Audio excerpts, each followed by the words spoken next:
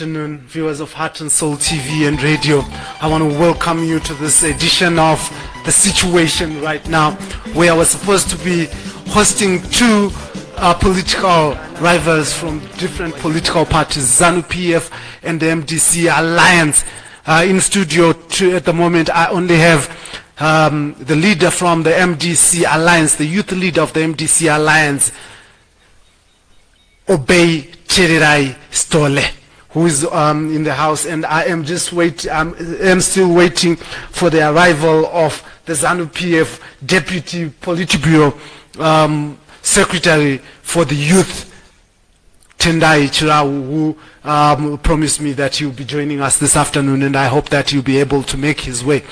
But as we wait for him, I will not keep the viewers waiting any longer, so we are going to be getting into discussions on this hot seat, and the hot seat at the moment sitting here is Obey.T Sithole, and we will be taking him through the questions that you want answered, and we will be taking no prisoners. Welcome to the studio, Obey.T Sithole, and welcome to Heart and Soul TV and radio. Thank you so much, my brother Blessed, for having me today on this interesting and exciting show. Once again, thank you.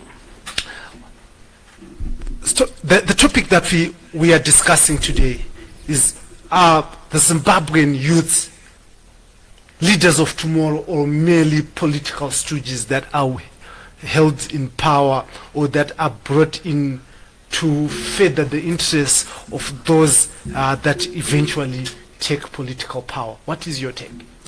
Okay, thank you so much for bringing such a question that is dual, I would say. And in my response, I would also say the young people are both.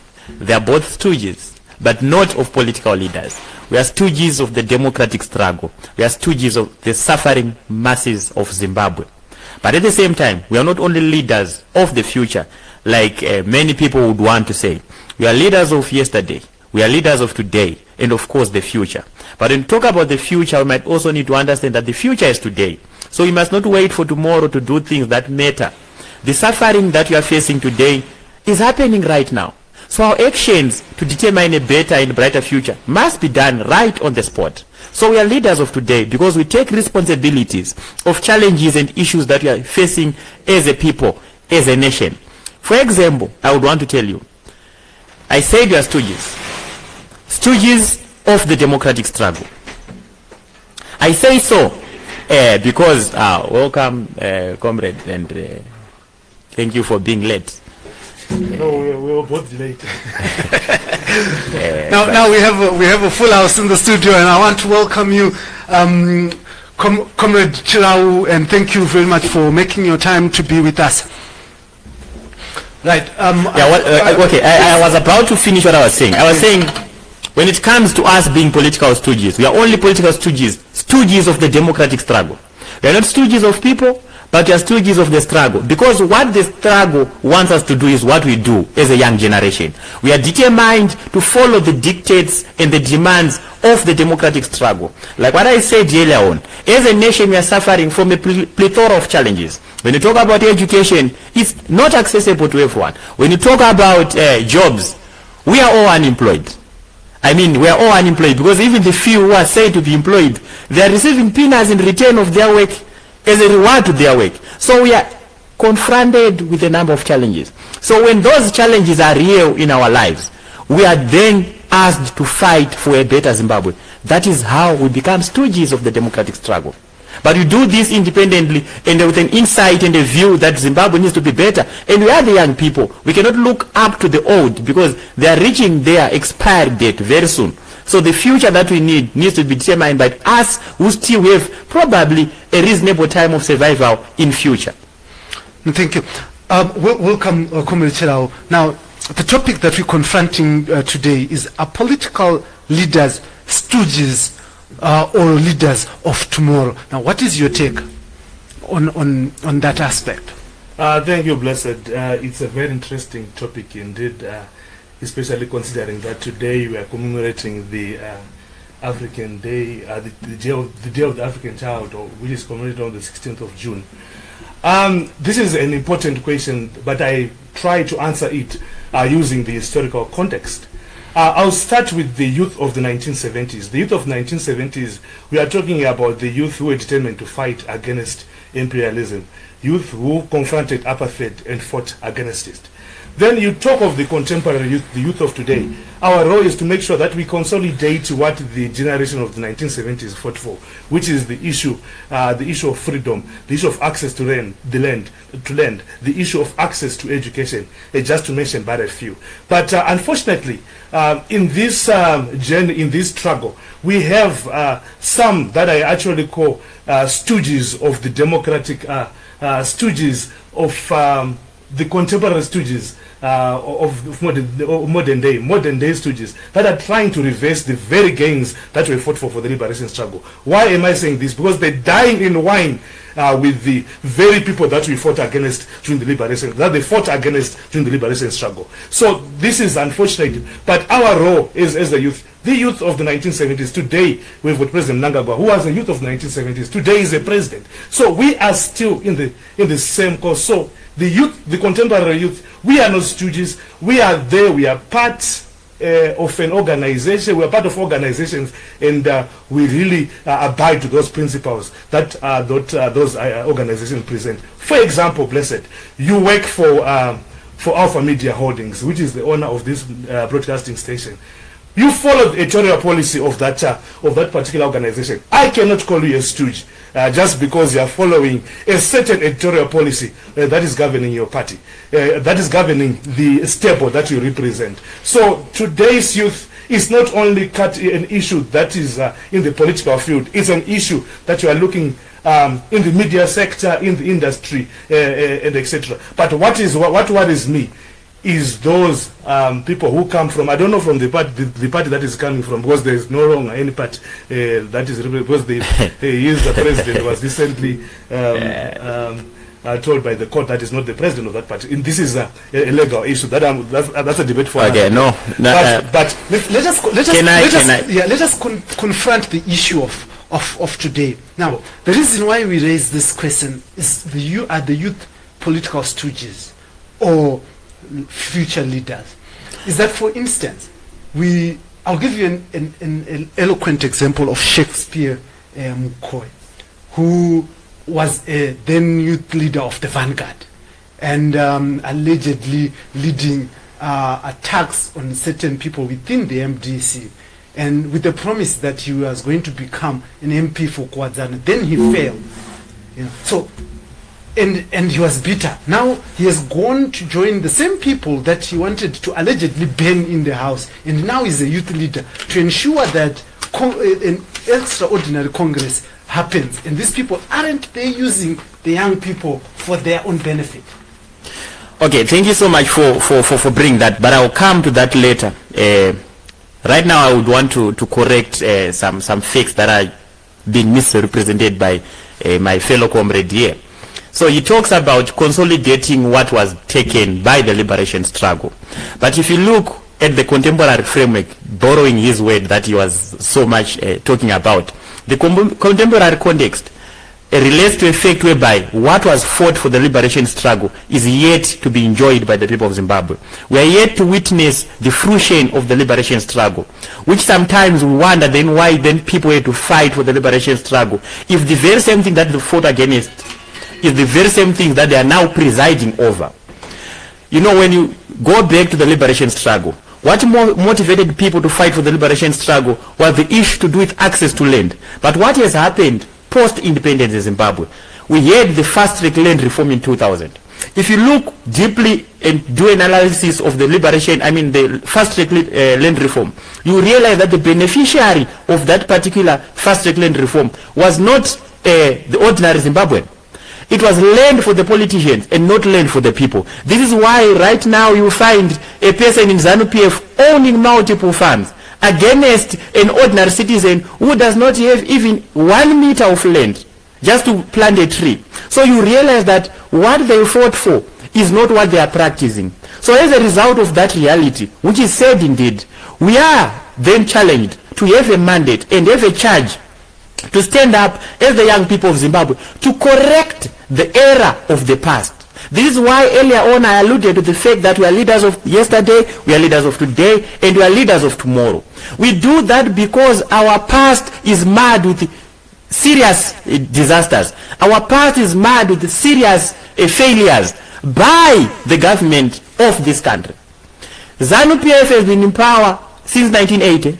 What they have done and what they have brought to the people of Zimbabwe is none other than the suffering of the ordinary masses. This is why you find that people are still unemployed 40 years after independence. This is why you find that some people still fail to access education 40 years after independence. Regardless of the fact that when you go back to the Constitution of Zimbabwe, Section 75, education is a fundamental right. If you also give reference to the very same Constitution, Section 27, education is a national objective. But if you look into the practice, those things are not happening. So the liberation struggle that is referring to, yes, it's been betrayed by people who are selfish, architectures of plutocracy and corruptocracy who are found in the party that he represents. And that is a dangerous mentality. Not allow him to go on while he's saying. But when you are speaking, I gave you. But when you spoke, I gave you room. But I will not allow you to continue speaking when. But when you spoke, I gave you room. Just allow me. Just allow me to finish. Don't be emotional.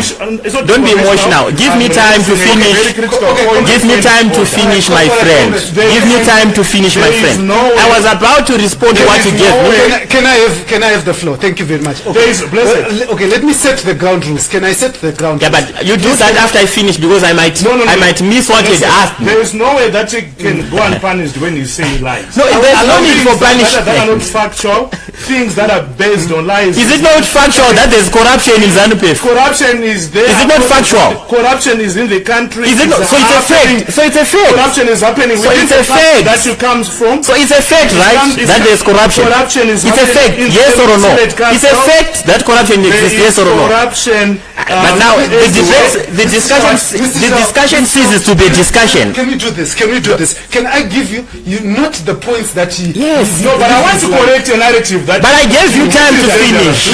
Which is not true. Yes, which is what I will allow you to do. I have ample time with you. I'll give you the time to respond. I want to respond to that. No, but I was still speaking. I gave you room to speak.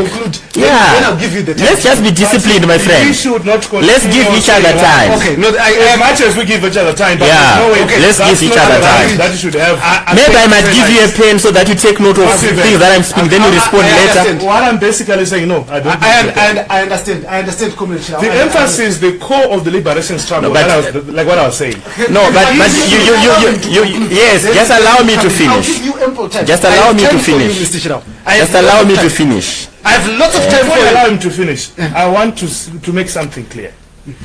I want to understand that am I answering to am I surrounded by two people who are coming from the same party? This is what I'm saying. I will allow you. I'm asking us to have decorum that allows us to have a conversation. Decorum, but the moment that is allowed to say lies, we cannot continue. That's why you are here. That's why you are here to debate those lies. He's not saying lies in your absence. So can I debunk what but you have to wait up until I finish. I gave you time to speak. You also lied, but I didn't argue. You also lied. Cannot continue. Comrade Blessed, I think it's important that you guide us. You are the one who's moderating this show. I'm happy to be here. I've not told you what to do, but I'm asking for your space. Yes, I said to Mr. So what I'm saying to you... Before I even said anything, Mr. Chirau, I said that I'm going to... Please, can you bear with me? I am going to give you time. If you think that... Obey is not obeying the truth. Okay. But I agree with what you are saying, Mr. Chirau. I agree with what you are saying. The moment that he despises the sacrosanct liberation struggle, it becomes a problem. No, this is why it is important that you let me finish. But possibly he was still in school. Morgan Shangirai, the person who was leading the party that he once led, was a beneficiary of land reform.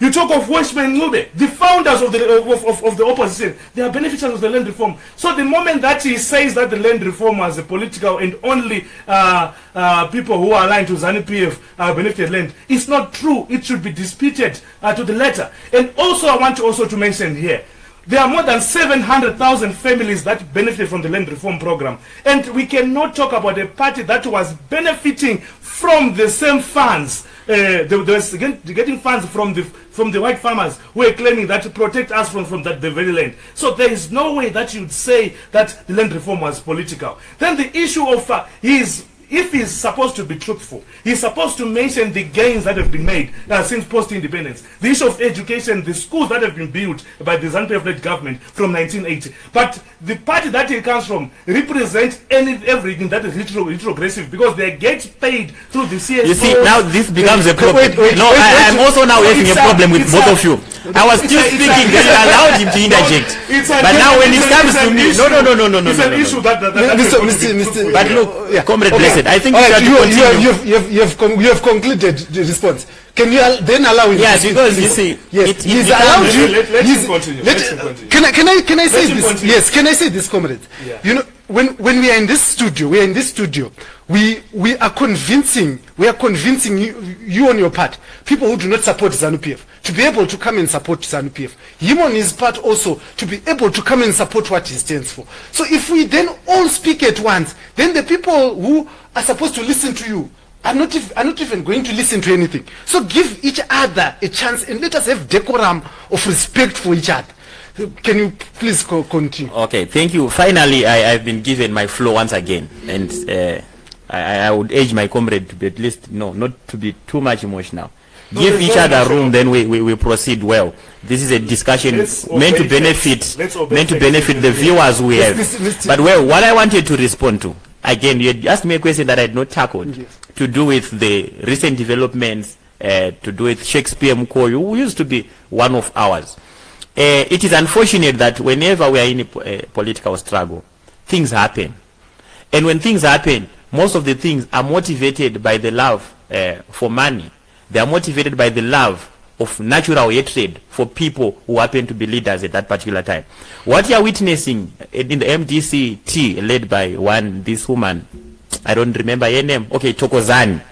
It has nothing to do with us as a political party within the MDC Alliance leadership. We are safe and sound under the leadership of Advocate Nelson Chamisa. I mean, for the knowledge of those who might not know, we went for a Congress in 2019. We elected a leadership. And that elected leadership was elected by the people. I want you to get that right. You talked about our leader having been considered not a leader by a Supreme Court or whatever court it is. This is what he said. But let me tell you, in politics, leadership emerges from the people.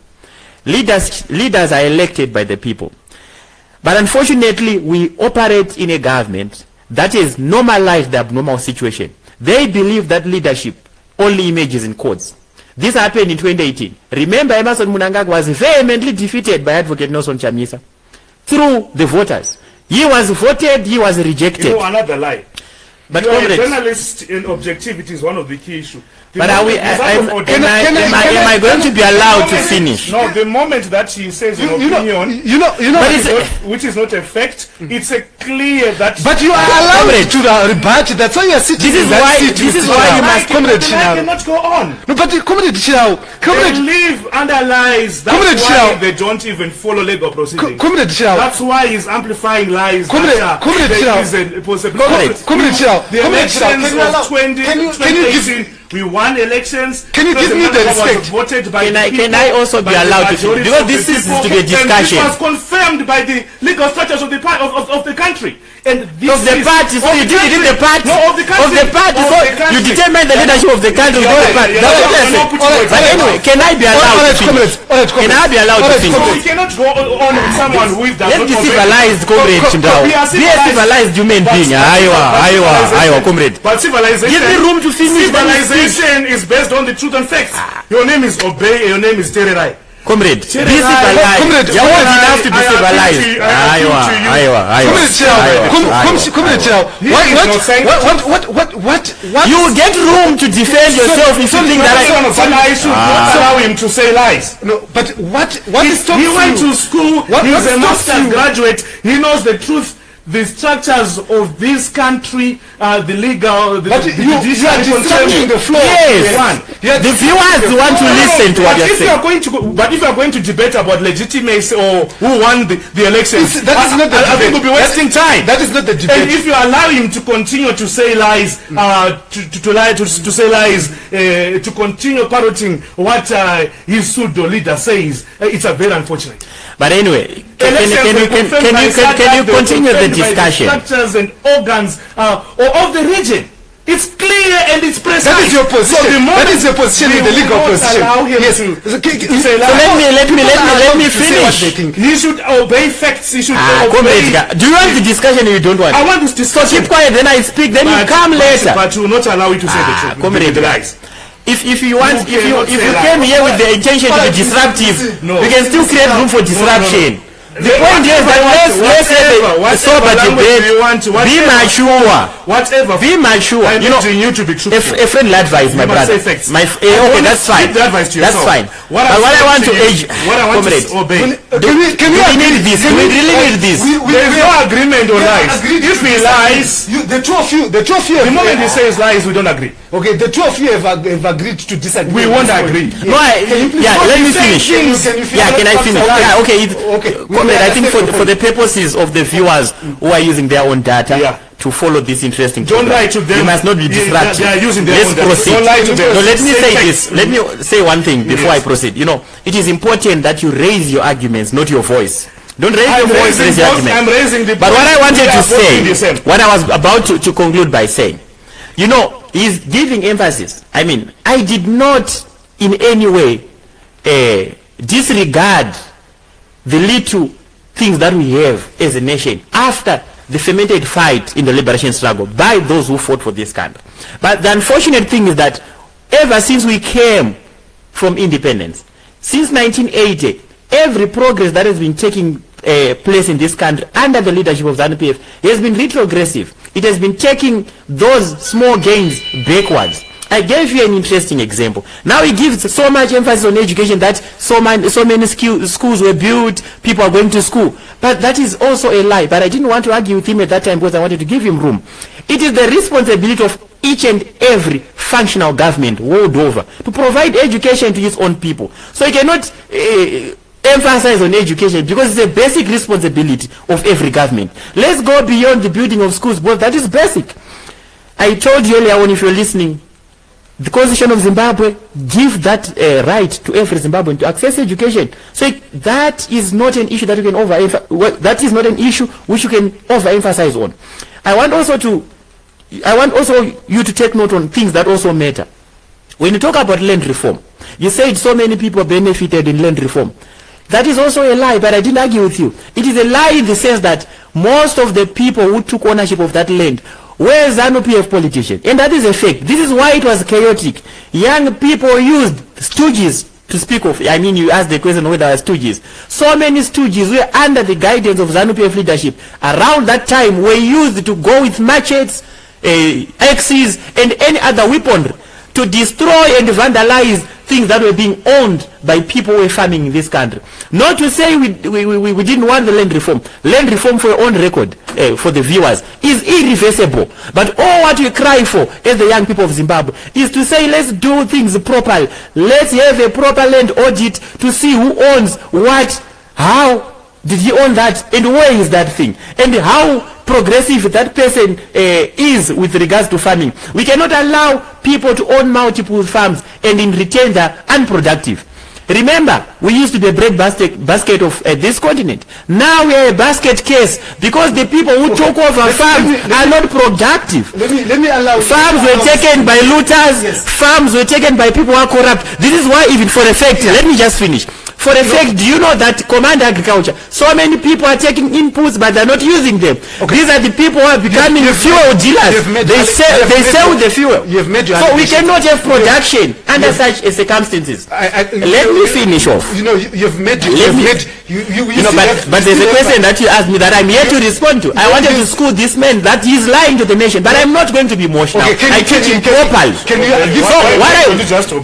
you give him an opportunity to respond to the allegations that but so okay, that's fine. I'll let him. But there's a question that I wanted to tackle that you gave me. It's you who actually asked. Yes, we'll come. So unless I tell you that your question is no longer relevant for me to respond, we'll come back to it. Okay, that's fine.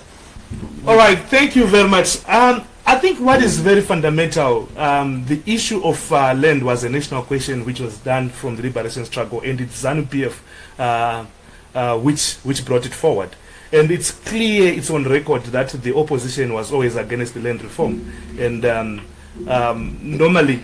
That's another lie, but I won't interject. Normally, I told you it's interjecting. The land reform was key and was presided by the Zanu PF-led government, and it's one of the key things that even up to this day, it was implemented by Zanu PF thugs. Implemented by we're killing and beating people. And the people who brought the independence of this country. Just a minute. Obey doesn't obey anything. No, just a minute. And I don't know if there's another name that you should have other than obey, because obey, you should be able to obey. It's not a discussion about me, it's a discussion about facts. Deal with methods. I'm giving you the facts. So leave my name out. Comrades, can we do this? Mr. Chirau is protected. He's supposed to be able to speak. He's given this opportunity. He gave you opportunity. He was listening. And you also clearly stated that we should have a decorum, so you should speak and you allow. So can you please allow him to speak? Can you? What I'm basically saying, the struggle of the national question was led by Zanu PF, and Zanu PF is the land reform was done and was presided, and more than 700,000 families benefited from the land reform program. Yes, I agree, the issue of production has to be addressed. The issue of land tenure system was addressed, and we are still pushing. We are happy that the leadership of President Emmerson Mnangagwa has made it clear that 60%, mind you what I'm saying, the leadership of President Emmerson Mnangagwa, who is the president of this country, he is clearly saying that after audit that he instituted recently, we are going to ensure that 60% of the young people in this country get land. People who are productive, people who love their country. This is going to be done.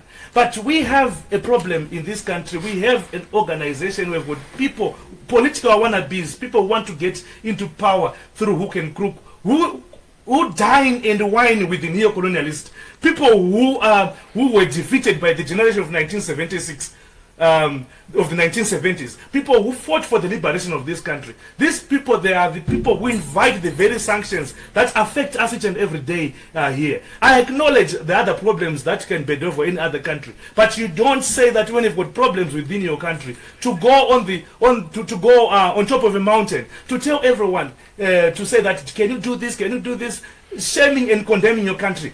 This is a conundrum that you are faced with the opposition that we have. I don't know the nameless party that is coming from. So it's something that is that should be addressed. The people of Zimbabwe, what we want is progress. What we want is to ensure that people are progressive on the land, to support the efforts that are being done by the leadership of President Emmerson Mnangagwa. Elections come and go. This is now the third year since we want the elections. So if anyone wants to contest, let them seek their mandate in 2023. But we cannot have political wannabes who say... You speak about sanctions. You speak about sanctions and you say that people who are borrowing sanctions are the ones that are causing the problem. Yes, but your president, Emmerson Mnangagwa, the president of this country, your president in your party, and the president of this country, said this, that we cannot continue to talk about sanctions. We cannot continue to cry about sanctions. We have to move forward. The country has to move forward. But you continue to cry about it. But he did not say that don't talk about them. But you're we crying. Talk about them. It's something that is within us. It's something that was used to promote a certain political ideology. It's something that was brought to ensure that the economy of this country scream. And it was brought to ensure that the effect regime change is one of the tools that the opposition will try to use. So there are many other things that are trying to use, but what you are basically saying is that Zimbabwe is our country. This is our motherland, and we should all strive to ensure that we contribute, we cross-pollinate our ideas to ensure that we bring the much-needed development, working together. Not to have someone, another political party or other political entities that believe that they cannot even manage their own situations within their political parties that they come from. They are failing to pay workers. They are failing to do many other things. abusing even the monies that is coming from the NGOs that fund them. So this is unfortunate, and we cannot allow that type of people to be anyway close to power. Mr. Obey, the issue that your party or your leadership is responsible for sanctions and therefore the lack of development in this country is an issue that continues to come. How do you respond to that, and why are you part of a sanctions calling regime? You know, it's actually laughable when we still have people in this present day age who believe that sanctions are a product of our party. Well, I'll come to that, but there are 3 areas that I want to correct this man, because I cannot allow people to be misinformed by lies. Number 1, he says I come from a nameless party. That is a blatant lie. I come from the MDC Alliance. That is the party that I belong. That's the party that I lead the youth. And our president is Advocate Nelson Chamisa. That is a fact. Number 2, he talks about us abusing NGO funds. Let me say it right here and now. We are not funded by NGOs. The people love their struggle. This is a people's project. The money, if we are to have any money, we get it from the people who are willing to fund the struggle. This is why you see that we are surviving. Not because the courts have determined who's supposed to be a leader. We still survive because the people know who their leader is. Fine, then let me come to the question that you have raised to say we are being accused of being the people who invited sanctions. I once again say it is a blatant lie that is quite laughable. Number 1, you must know that sanctions, if they are to exist, they follow a certain failure, a certain abuse of fundamental human rights. So in this case, there is no way you would accuse MDC for bringing sanctions when Zanu PF as a party is the party that presides over violent intimidation management of people. They preside over the violation of human rights in Zimbabwe. You talk of arbitrary arrest. We talk of abuse, sexual assault. These are all products of Zanu PF. Political violence. These are all products of violence. I want to refer you to the series of deaths that have become on record due to the violent nature of Zanu PF. That alone is enough to invite sanctions. You do not need a person to say bring sanctions to Zimbabwe, because Zanu PF is already doing that. They are doing things that invite sanctions. They abduct people. They torture people. They kill people. Any voice of dissent here in Zimbabwe has never been living in a peaceful way. Whenever you raise a voice, whenever you amplify your voice, that Zanu PF has succeeded in failing. You become a target of the state. It's either you are arrested for no apparent reason, you are jailed, you are abducted, you are killed, you are tortured. That alone is enough for people to get sanctions. You talked about, today, symbolically, today, the day is the 16th of June, and we are commemorating the Day of the African Child. You know what happened? It was the brutal regime of apartheid that killed people, shot people dead. That was in 1976. But do you know that in 2018, in 2019, also in the present day Zimbabwe, people were killed? So the apartheid practice is still existing in the post-independent Zimbabwe, thanks to Zanu PF. With their evil manner, their violent manner, they believe that for them to stay in power, they need to be serial killers. This is why people were shot dead in broad daylight. And evidence is there when people were killed post-election of 2018. As if that was not enough. In 2019, people were again killed. But did you want... And it was also on record. Yeah, but we saw members of your political party burning cars. There are videos, there are images of this attacking the Zanu PF including the Rainbow Towers. Listen, I think I will not allow you to continue like that. I'm asking you a question. We saw. Yes, we saw. You were supposed to say we saw people suspected to be your members, but you're so authoritative in your saying to say we saw your members. Can you correct that? Because you can't be in a position of authority to say you are here to yes, this is why I want to respond to that. Number one, you see, whatever I would ask you, if I were you, I would say, when whoever said that, what evidence do you have that those were members of MDC? Would you tell me, would you provide the evidence that they were members of MDC? Certainly no. So that means it's a lie. But when it comes to these people who were shot dead, only a police officer or a soldier in Zimbabwe is the one who can walk scot-free with a gun. And that is what happened in Harare CBD. Okay. In August 2018, people were shot. Okay. And videos are there of people adorning the military gear. would you say those people are not soldiers? Mr. Chirau, Comrade Chirau, I think what as I finish off, what is important, as I finish off, what I want to tell the nation of Zimbabwe.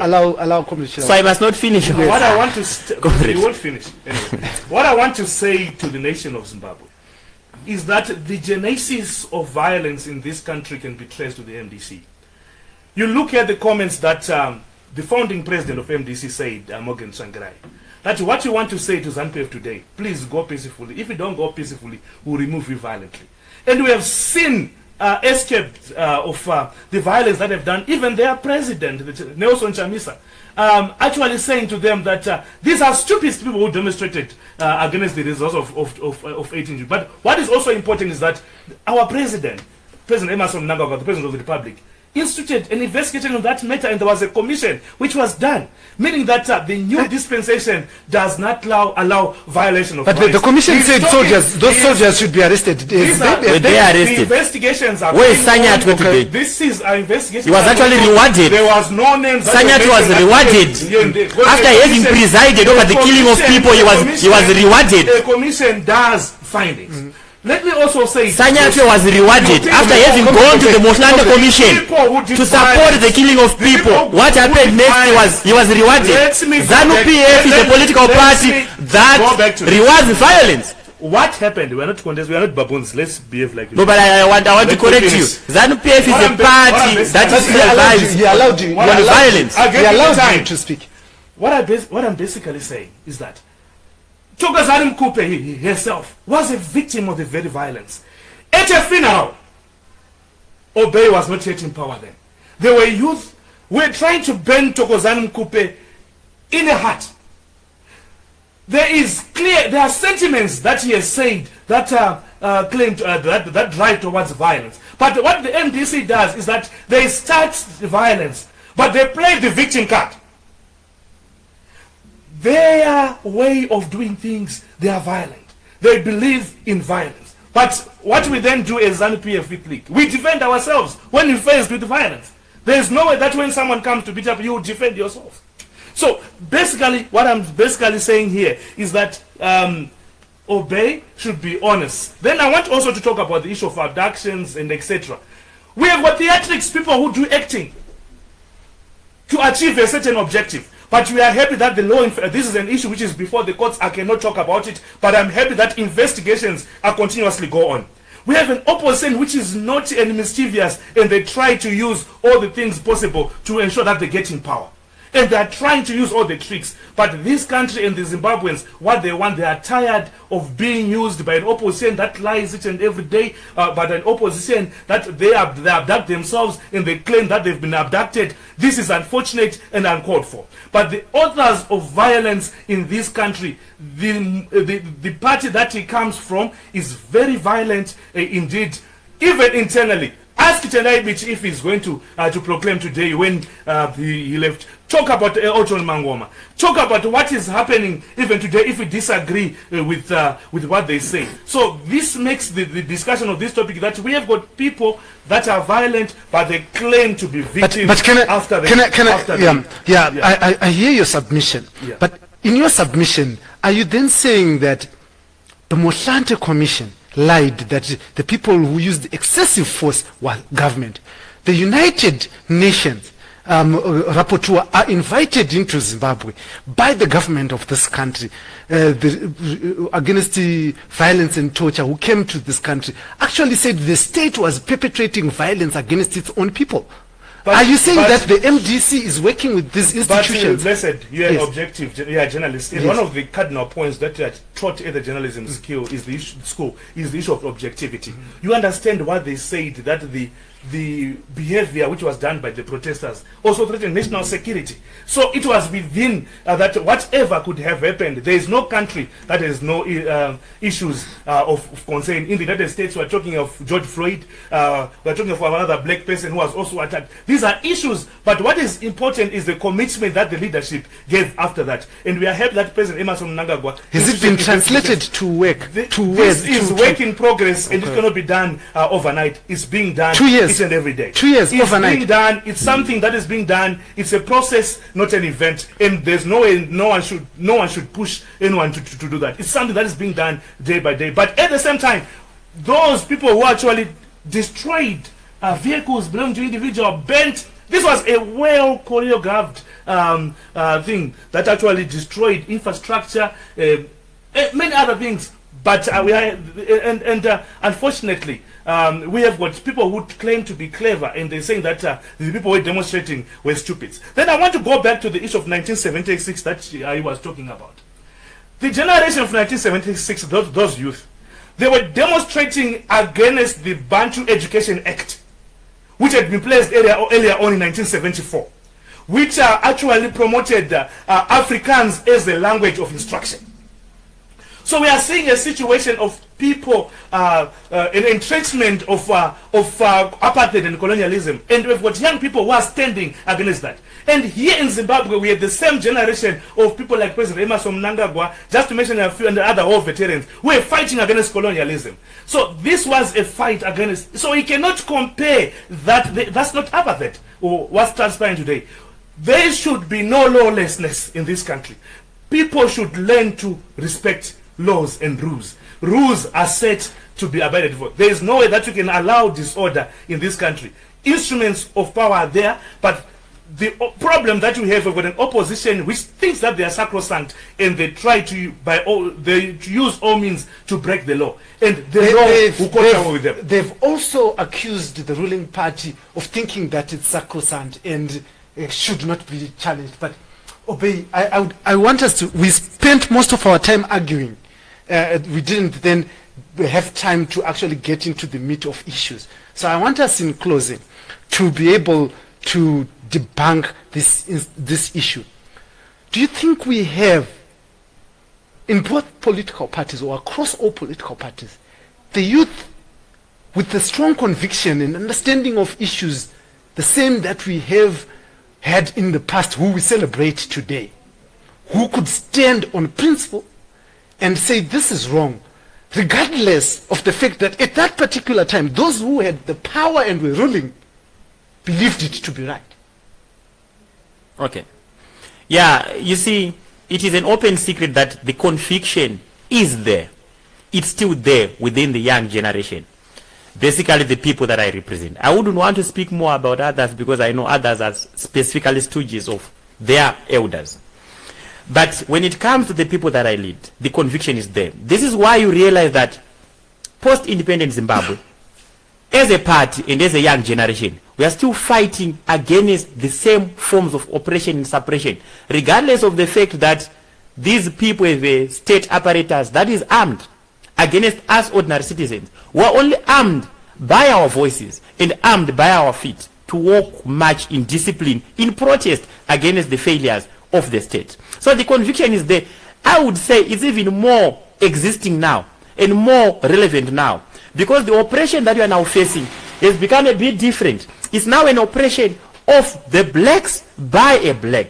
So I want also to highlight that oppression does not become less when it is done in 2020. Oppression is oppression, whether done in 1976 or done in 2020. The situation that we are facing right now as a nation in this country, we are seeing unfettered efforts by this illegitimate regime of Emerson Mnangagwa to suppress the voices of the people, to suppress any voices of dissent. This is why when you raise your voice, you are arrested arbitrarily.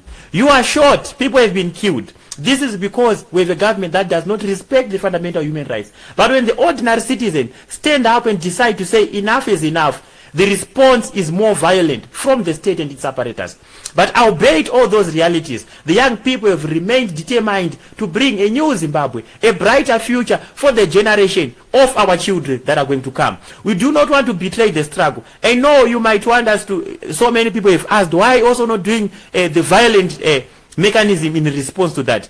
As a party, we are driven by the conviction that we want to lead Zimbabwe with Zimbabweans within the Zimbabwe. What do I mean by saying that? who would not have any honor to march to a new Zimbabwe without the people to lead. So as a result of that, we will try by all means to minimize casualties in the process of bringing change and a better Zimbabwe. Because we are dealing with a violent regime. These people are vampires. Their existence is based on sucking blood of ordinary Zimbabweans. This is why you see that as a response, they do not want to address facts. They choose to address people who are raising facts. So instead of addressing a concern, they deal with the concerned people. Instead of arresting issues of concern, they choose to arrest people raising issues of concern. So that is a mismatch that we need to address going forward as a country. And it takes every Zimbabwean, regardless of your age, height, sex, and color, you need to stand up and say enough is enough. Because it is a fact and it is on record that Emerson Mnangagwa's led cabal has become a serial failure. They are failing to provide basics to the people of Zimbabwe. Right now we are suffering during the lockdown in COVID. They failed even to provide basic food for the people of Zimbabwe who are suffering. Yeah, sure. Comrade, allow me to finish. I was asking him. It's okay. Okay, but that was an interjection. Anyway, let me finish off. I was saying, we still have that conviction. Having all these realities working against the ordinary people of Zimbabwe, you still find us speaking truth to power. We are not going to be deterred. And the fact that we have not been deterred in the past, when people have been killed, when people have been deterred, it means you are still convicted. But what has only differed with the people who fought for the liberation struggle are the means and ways. They fought with arms of war. We are not doing that because, as I said, we still need people to remain alive. We have seen the consequences of war. People die, and this country who risk losing people. So who don't want to lead a peopleless country? Yes. Comrade Chirau, I want us to address the issue as you close. I'll give you an opportunity to close. The issue there. Do you think that young people are being given the voice, the space to speak out? For instance, when people spoke out in your party, the first instance, there was people who were speaking out like Chipanga, who read a statement about the military and, you know, it turned out badly for him at the end of the day. I don't know whether he was speaking from his conviction or as a stooge. Then we also then had a number of youths, two in particular, your predecessor and Tsenengam, who spoke against corruption in your party. But what ended up being silenced and being thrown out of the party, maybe over issues of procedure and the like. But do you think that you have the freedom of free conscience as the youth, and that you can disrupt the status quo as the youth of 1976 and as the youth that took up arms who are presidents today did in that particular era? Yeah, the first issue that you alluded to is the issue of internal things that happened within the party. I think the party has its own internal mechanisms that we use to address issues. But if you go outside those things, you are deemed. You cannot just do things without following the proper procedure is alluded to by the party. But most importantly, can you go close to the mic? Thank you. You cannot go against the rules and regulations of a party. Each and every party has its own regulations. In regard to Chipanga fought against the cardinal principles of the revolution. In regard to Tsenengam Maitutu, it's the issue that has to do with procedure, which was not followed, and we had been corrected earlier on as a league. So this is very important. Then I want to address the fundamental issue that in this country we have. You spoke, Obey, raised an issue about. He raised an important issue of speaking truth to power. I'm happy that he acknowledges that there's power, and that power lies within Zanu PF. Zanu PF is the lead party. I didn't acknowledge that power lies. So but that doesn't mean Zanu is in power. That doesn't mean Zanu is in power. Zanu PF is in That power. doesn't mean Zanu is in power. And also, most importantly, on the issue of COVID-19, the issue of COVID-19, and President Emerson Mnangagwa has done extremely well, given the circumstances that we have. The country is suffering from many other challenges that has to do with drought, that has to do with the cyclone Idai, that also has to do with the sanctions that have been invited on this country by certain political parties. But given those challenges, President Mnangagwa has done extremely well. It is trying by all means. And even the opposition is listening to what the president is saying. That's why they are glued to the television to listen to what the president of the country says. Because they know now that the issue, that there is a president, there is a government in this country. The reason why they continuously not acknowledge the leadership is because they are actually in campaign mode for 2023. But they know that the president and we are in power, and President Mnangagwa has done extremely well given the situation. That's why up to this day we've got about 350 infections so far in regard to COVID. But much is being done. But we also want to make sure that we extend and thank the endorsement which is coming from the private sector, from international organizations in support of the fight against COVID. This is what the leadership of Zanu PF is preoccupied with. Not this child play where people just go in the street talking about legitimacy, choreographed, not genuine concerns, not national questions, but things that are choreographed for them to get into power. When you're an opposition, you can say whatever you want, but they are even failing to address some issues in their own backyard, in their own party. This is unfortunate, but we are happy that we are ignoring their disruptions, and we are trying by all means to build a prosperous Zimbabwe, because we believe in unity, peace and development as a party. That is what we are mandated with, and this is what President Mnangagwa is doing. Thank you very much. I want to thank you, both of you, for taking your time to join us in this studio. What we provide at Heart and Soul is a platform for each and every voice to be listened to be heard, regardless of the fact that